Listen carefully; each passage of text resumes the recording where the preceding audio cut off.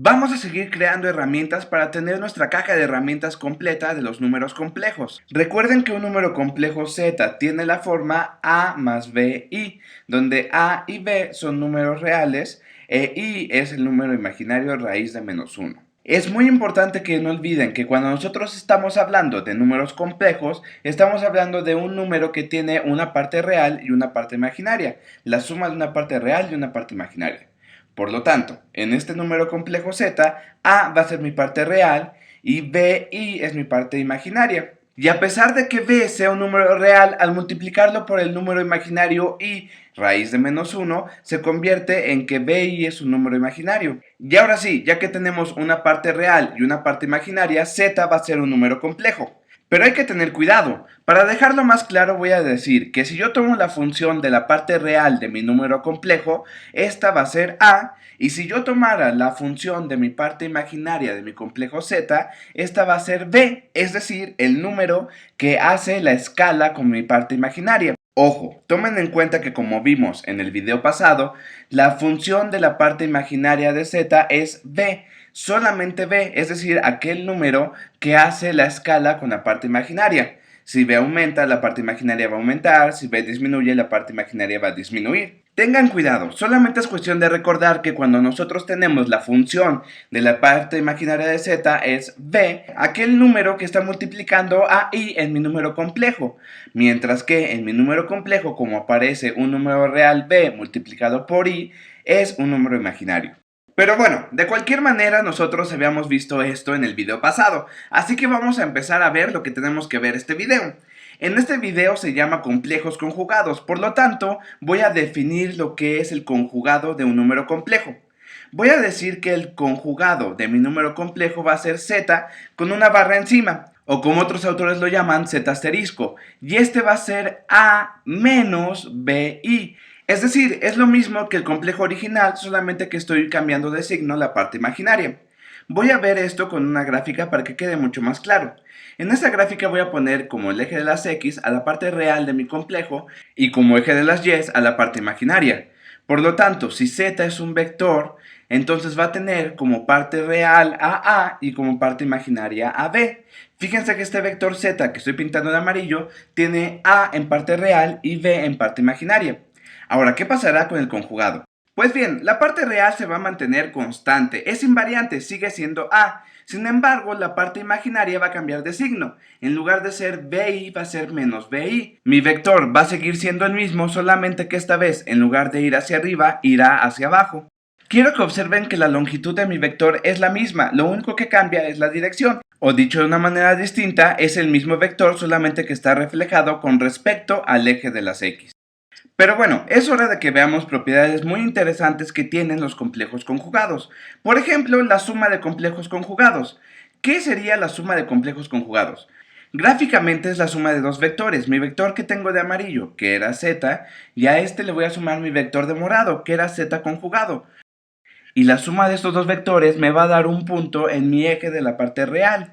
Z más z conjugado es lo mismo que a más a. Es decir, este punto que yo tengo aquí es un número real igual a 2a.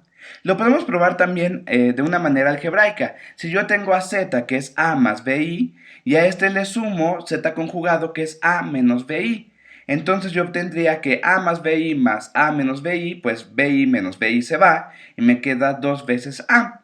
Dicho de otra forma mucho más elegante, yo sé que z más z conjugado, lo voy a poner aquí, es igual a 2 veces la función de la parte real de mi complejo, es decir, 2 veces a. Muy bien. Para terminar esta propiedad en resumidas cuentas, si yo tengo un complejo cualquiera y le sumo su conjugado, siempre voy a obtener 2 veces la parte real. Pero bueno, cambiemos a otra propiedad muy importante acerca de los complejos conjugados. Se utiliza mucho en la división. Voy a verlo con un caso particular. Supongamos que yo tengo 1 más 2i, que es un complejo, y a este lo divido entre 4 menos 5i, que también es un número complejo.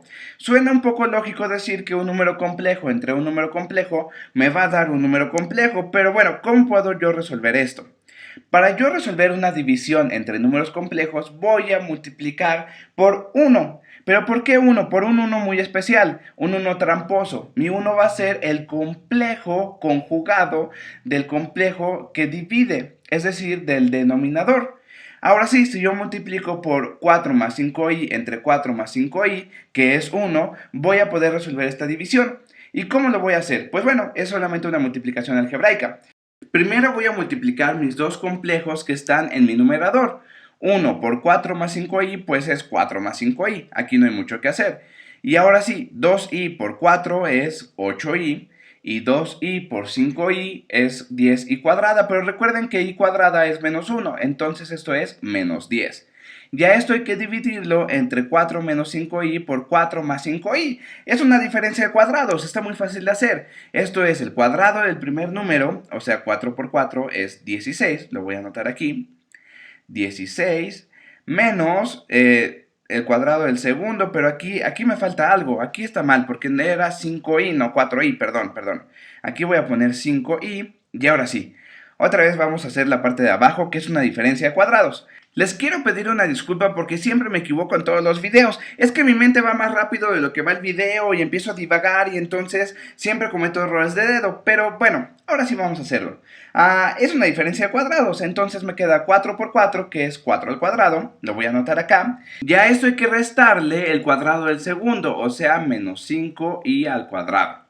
¿Y esto quién es? 4 menos 10, pues es muy fácil de hacer. 4 menos 10 es menos 6, y 5i más 8i es lo mismo que 13i.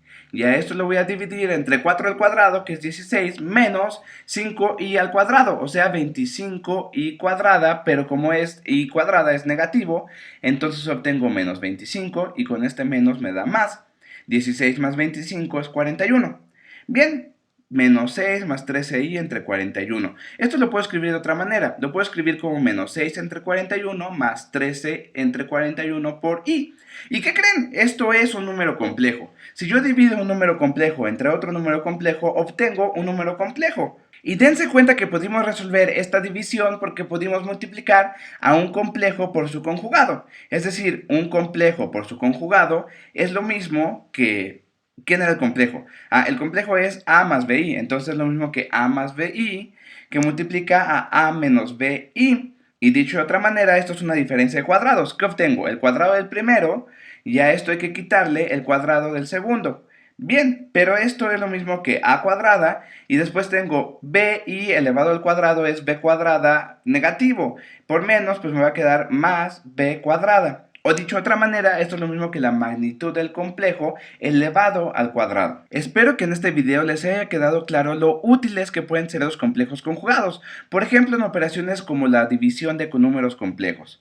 De cualquier manera, nos vemos en el siguiente video.